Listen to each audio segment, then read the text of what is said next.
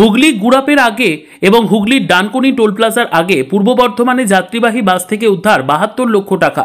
পূর্ব বর্ধমানের মেমারি থানার পুলিশের বড়সড় সাফল্য, উদ্ধার বিপুল পরিমাণে টাকা গুনতে আনা হলো মেশিন। পূর্ব বর্ধমানের মেমারি থানার পালশিট এলাকায় যাত্রীবাহী বাস থেকে উদ্ধার ৭২ লক্ষ টাকা।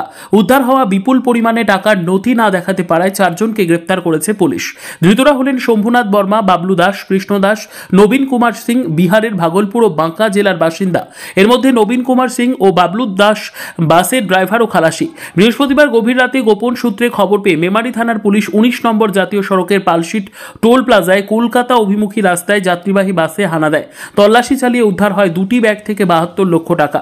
ঘটনায় বাসের চালক ও সহকারী চালক সহ ৪ জনকে গ্রেপ্তার করে মেমারি থানার পুলিশ। সামনেই বিহারে বিধানসভা নির্বাচন, তার আগে বিপুল পরিমাণে টাকা নিয়ে কোথায় যাচ্ছিল এই ব্যক্তিরা, গোটা ঘটনার তদন্ত শুরু করেছে মেমারি থানার পুলিশ।